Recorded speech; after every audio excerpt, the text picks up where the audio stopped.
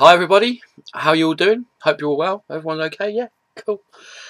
I'm going to review Iron Man 3 today. Yes, I was going to do it. I saw it last night at midnight, a special midnight viewing here at the local Odeon in town here. I was going to do it last night, and for some reason Google Hangout wasn't working. I was going to do it live, but yeah, for some reason Google Hangout wasn't working. So I tried to do a video of it last night, but it was about 3:30, 4 o'clock in the morning, and I really needed to get some sleep. So, yeah, Iron Man 3. I will try to do this with as little spoilers as I can, okay?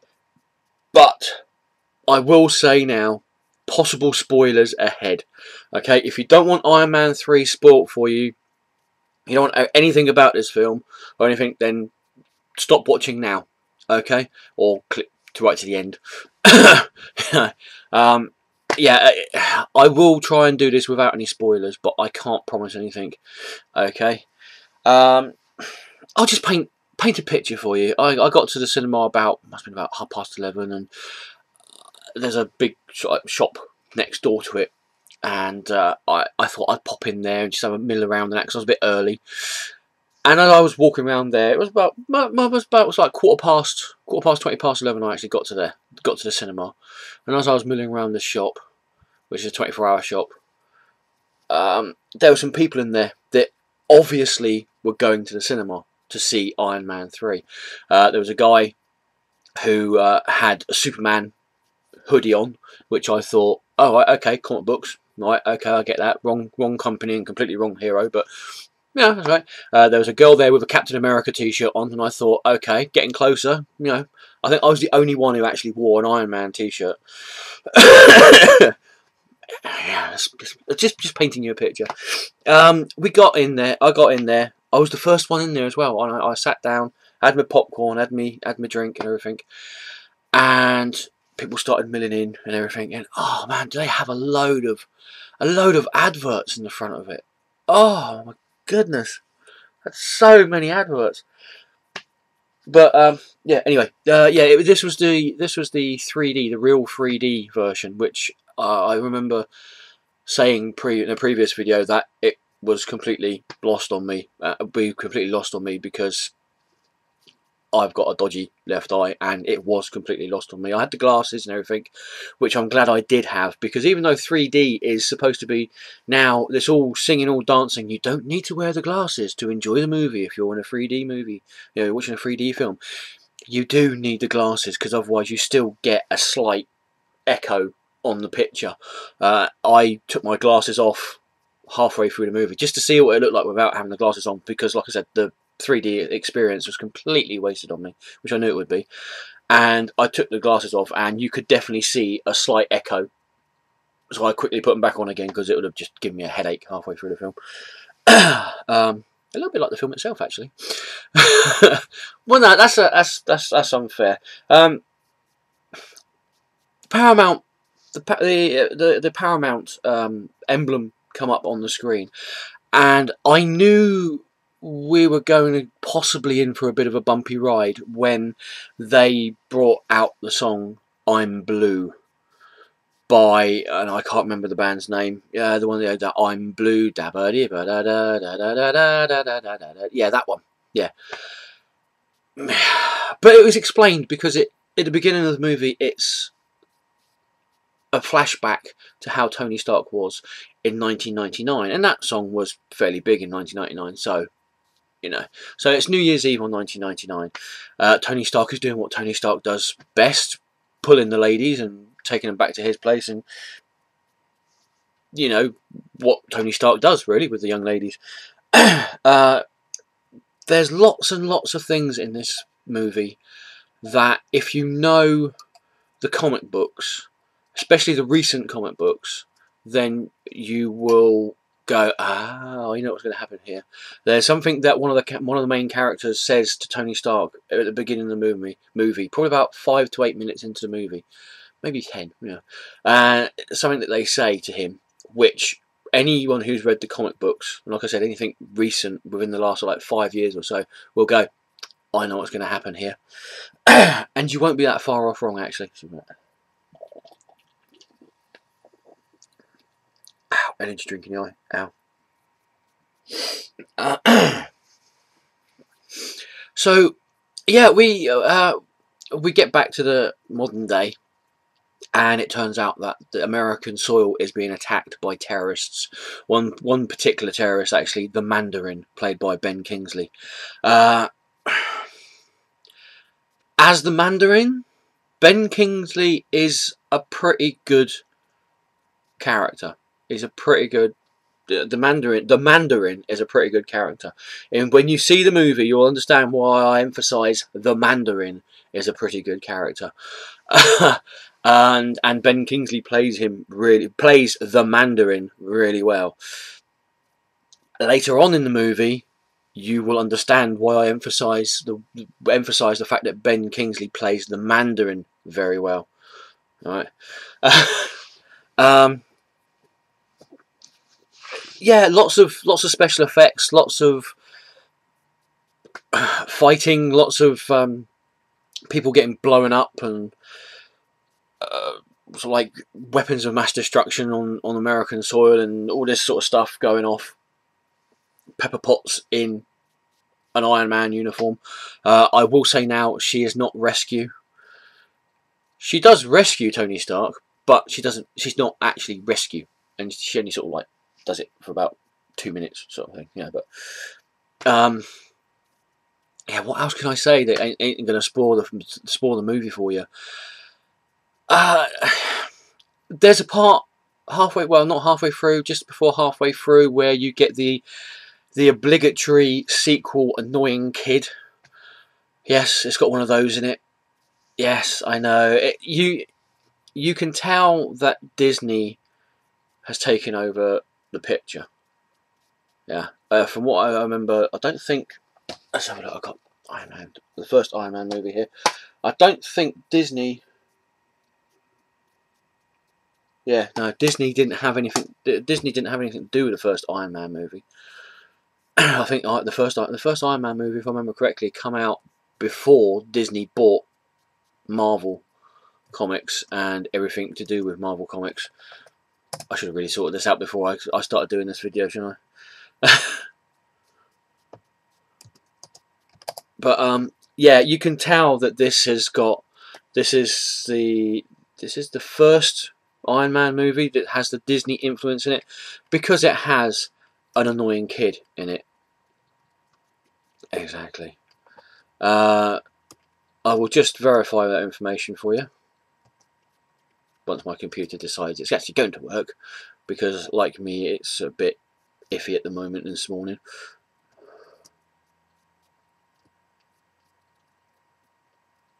Yeah, it's the first. Yeah, it is. It's the first Iron Man movie that Disney has got their hands in, and you can tell that that's the case because of the annoying kid that's in it.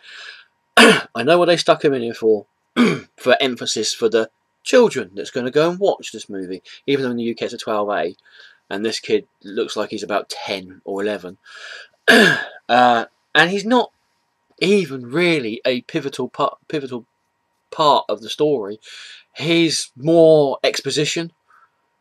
Yeah, he's basically there to speed up the plot, you know, speed up the story by giving Tony Stark information that eventually he finds out in any case.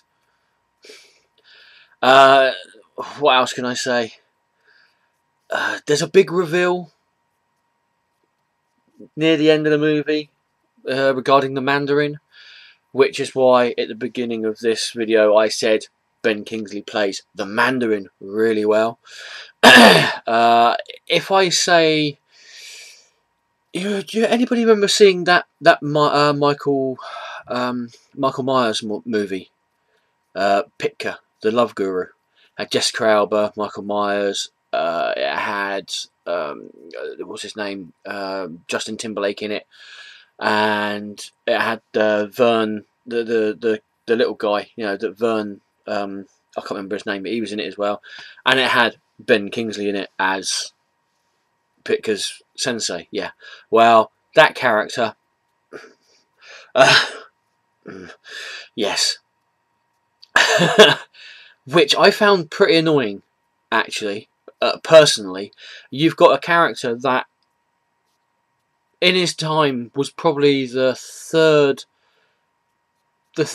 Earth-based big baddie in the Marvel Universe at the time, along with Red Skull, Doctor Doom.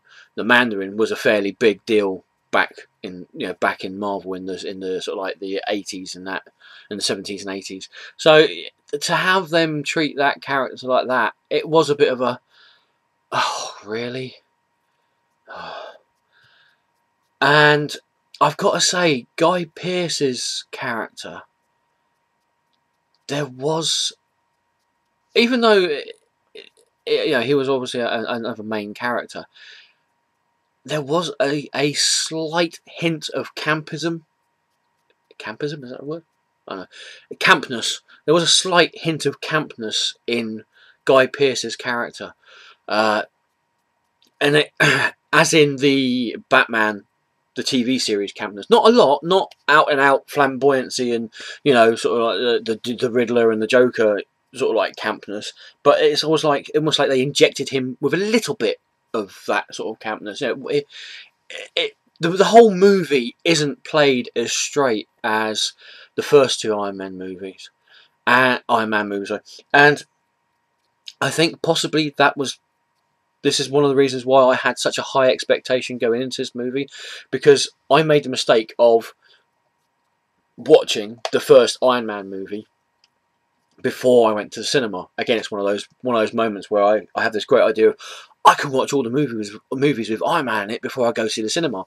And I come to that realisation about 5 hours before I actually went to go. So I just managed to see Iron Man, the first one, which is an absolutely fantastic movie. And I'm sure that Iron Man 3, if I hadn't have reminded myself of how good the first Iron Man movie was, probably would have been a fairly decent movie for me. So yeah, I think part of it is because I did go in with high expectations of this movie, but it wasn't, I don't want to say it wasn't that good, because it was a good movie on its own, so to speak. There were flaws in it. There were fairly big flaws in it.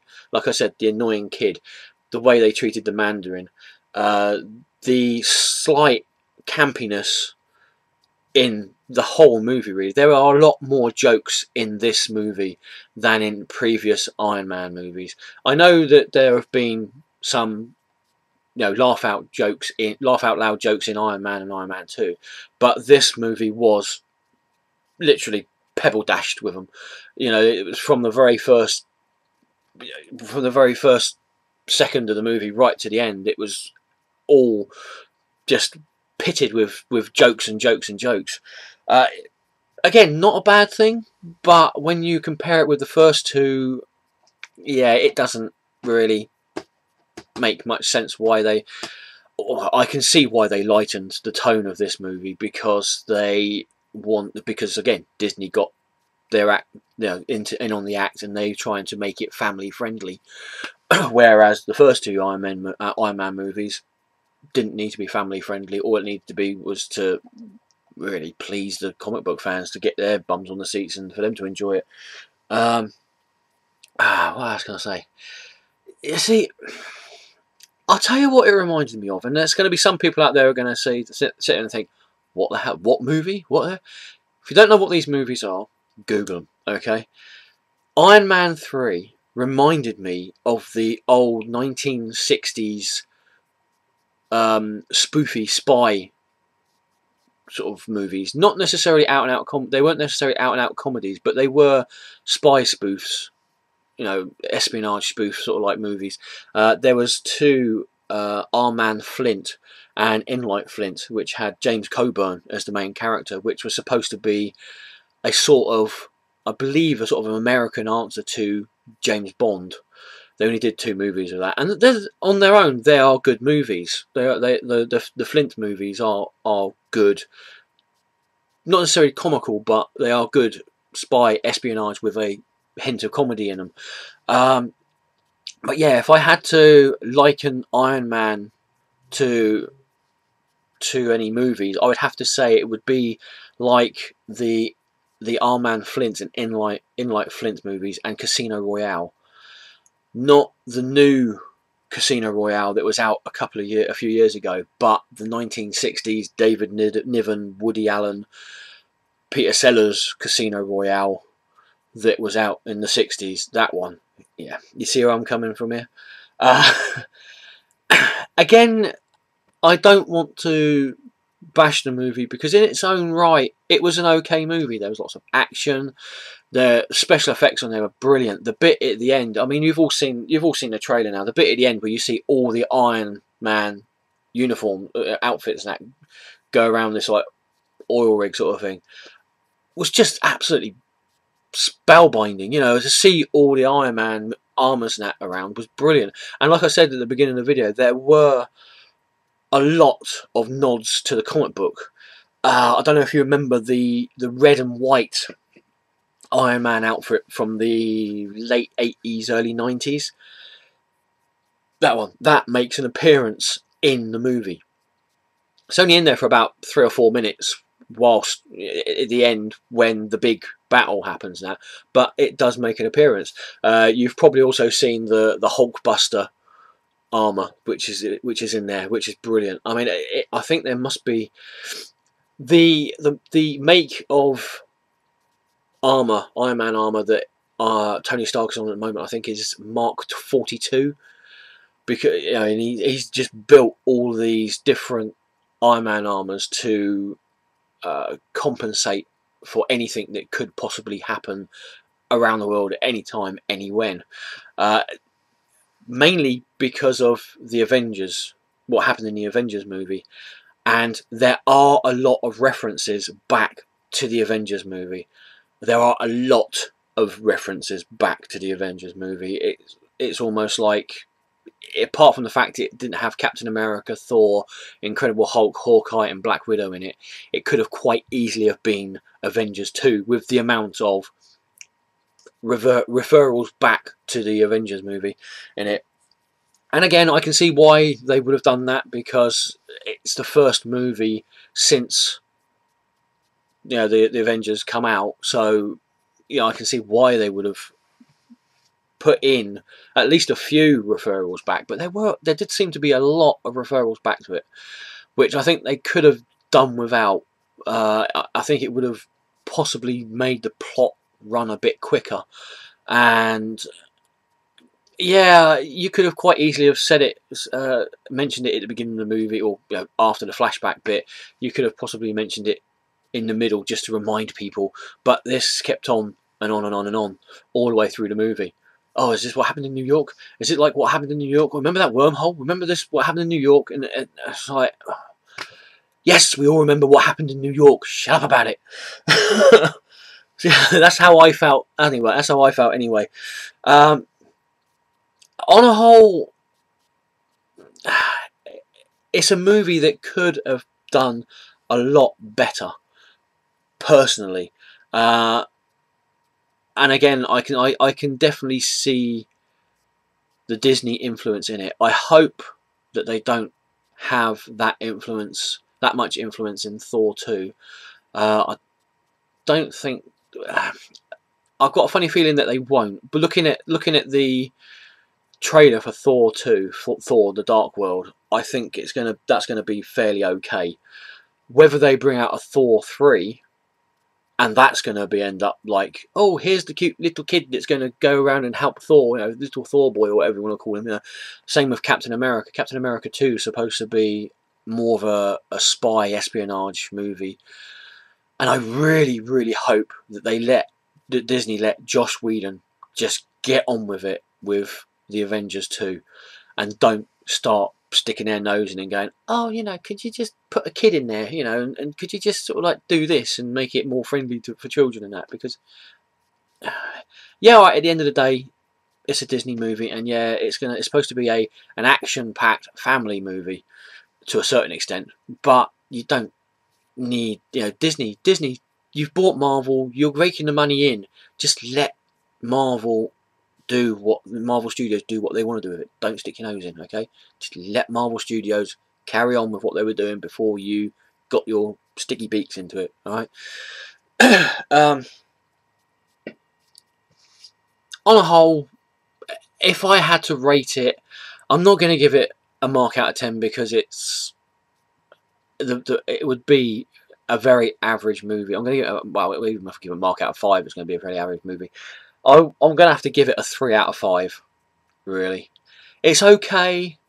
If you've seen my comments that I've put up on Facebook where I've said, it's definitely a sort of movie. It's like, yeah, it didn't have the same wow factor as the Avengers had, and that's me referring back to the Avengers movie again.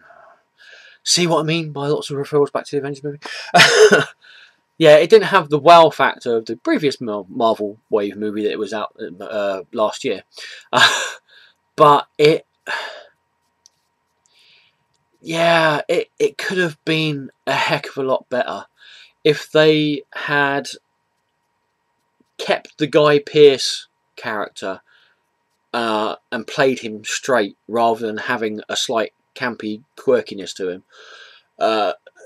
If they'd have played the Mandarin character to his full potential, to his full evil, narcissistic, villain that he is in the comic books, if they'd have played him to that, then it would have been a brilliant movie. I think Ben Kingsley would have played an absolutely fantastic Mandarin, which he did at the beginning of the movie. He played a really good Mandarin. But I don't know what it was. Right at the very beginning, when you first saw the Mandarin, I don't know if it's because I've seen loads of comic book movies, or just loads of movies in general, or because I've read the comics and I knew the character. There was something slightly off that made me think. As soon as I saw the Mandarin, made me think, there's something not quite right here. So but yeah. So in summary, it's okay. It's not great. It's not, as I heard somebody from behind me shout out, so what does everybody think of the amazing Iron Man? And I wanted to turn around and say, it's the Invincible Iron Man, it's the Amazing Spider-Man. But one of her friends ended up sitting there going, shut up. Oh, the movie's finished. Yeah, but just shut up. You're embarrassing me. That was the actual conversation in the cinema behind me. But yeah, it was an okay movie. Not great, definitely not amazing.